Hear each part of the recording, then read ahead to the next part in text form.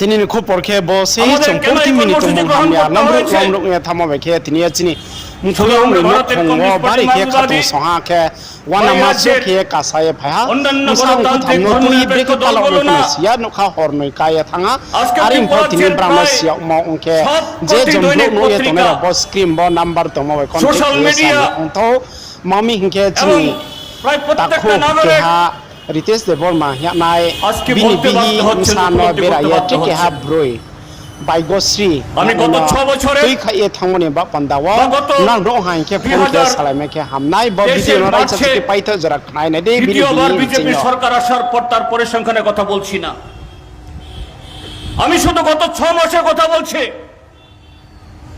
গত 6 মাসে এ রাজ্যে 50টির বেশি খুন হয়েছে। তার মানে হলো প্রায় প্রতি মাসে 8-9 জন করে সেখানে খুন হচ্ছে। খাকসাহা যতন রাজাহান খুব পছন্দ হয় ট্রেক করতে দে ভিডিও তামাই শোনেন একজন আসামি ধরা পড়ছে না, নামকে আসতে কোন আসামি ধরা পড়লেও তাদেরকে দুদিন বাদে লঘু ধারায় এদেরকে গ্রেফতার করে তাদেরকে ছেড়ে দেওয়া হয়। একই ধরনের গত 6 মাসে আমাদের রাজ্যে 1300টির বেশি ঘটনা ঘটেছে নারী এবং শিশুদের উপর অপরাধ। সেখানে রেপ, গ্যাং রেপ, তারপরে তার মৃত্যু, অপহরণ, আরো নানা ধরনের ঘটনা। এবং যখনই কি হত্যা, কি ধর্ষণ, কি অপহরণ বা ডাকাতি যেখানে ঘটনা ঘটছে, নামগুলো বেশি আসছে শাসক দলের দেবতুল্য কার্যকর্তারা। আর যে মাত্র সেই দেবতুল্য কার্যকর্তাদের নাম কোন এফআইআর রিপোর্ট হয়, পুলিশের তদন্তে প্রকাশ পায়, পুলিশ আর এক কদম এগোতে পারে না, তাদেরকে এগোতে দেওয়া হয় না। অপরাধের বিরুদ্ধে কোনো ব্যবস্থা সেখানে গ্রহণ করতে পারে না। কিন্তু বন্ধুরা, আজকে সারা দেশের তুলনায় যদি আজকে দেখা যায়,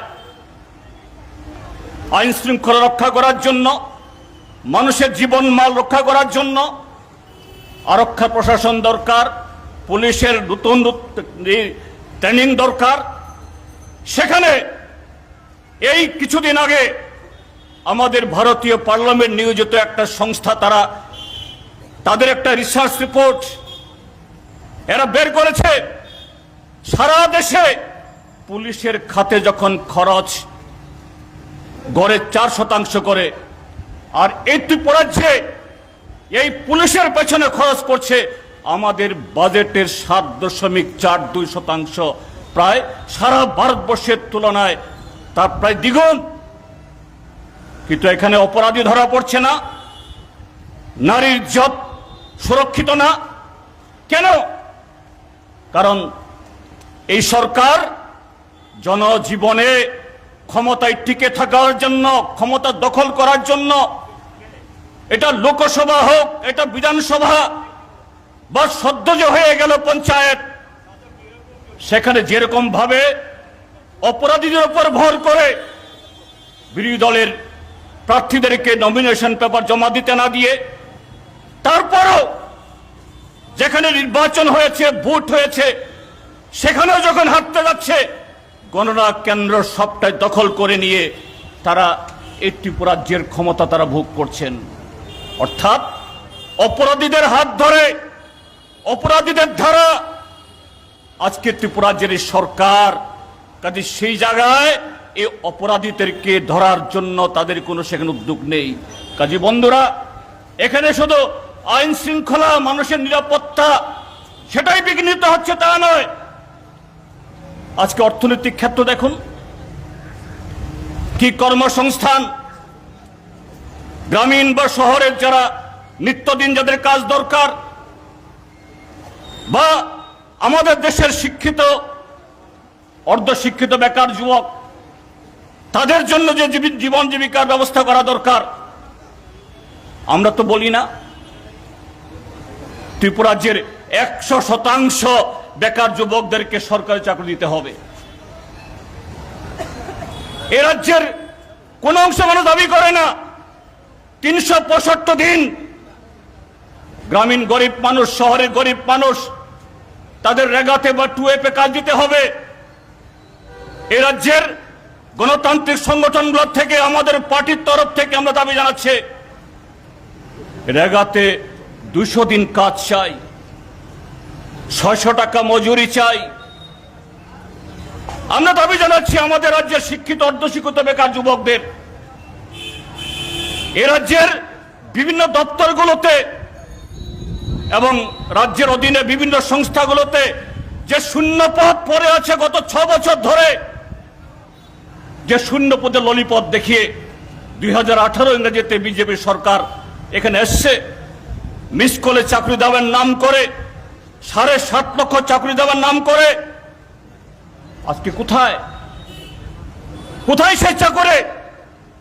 ছিটে ফোটা যে কিছু চাকরি হচ্ছে জেআরবিটি বা টেট এসব জায়গাতে, ওই পশ্চিমবাংলা, বিহার, আসাম, এমনকি তার বাইরে অন্য রাজ্য থেকেও এখানে সরকারি চাকরি নিয়ে নিচ্ছে।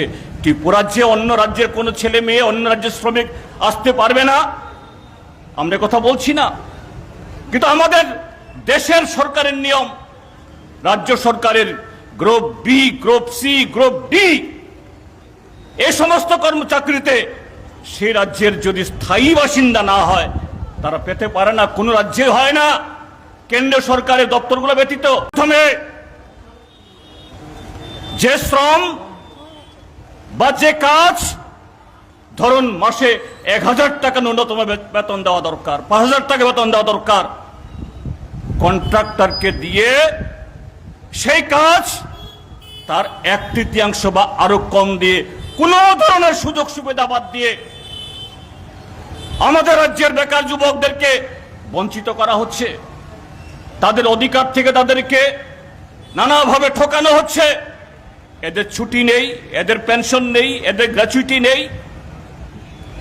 এতে শুধুমাত্র বেকার যুবকরা বঞ্চিত হচ্ছে তা না, আমাদের রাজ্যের বিভিন্ন জরুরি জনসেবার যে দপ্তরগুলো, শিক্ষা বলুন, স্বাস্থ্য বলুন, কৃষি বলুন বা অন্যান্য সমস্ত, এমনকি বিদ্যুৎ, সেখানেও হাজার হাজার শূন্য পদ। তাই শিক্ষা মুখ থুবড়ে পড়ে গেছে, স্বাস্থ্য মুখ থুবড়ে পড়ে আছে, কৃষি মুখ থুবড়ে পড়ে আছে। রেগা বামপন্থী ফ্রন্ট সরকার থাকার সময়তে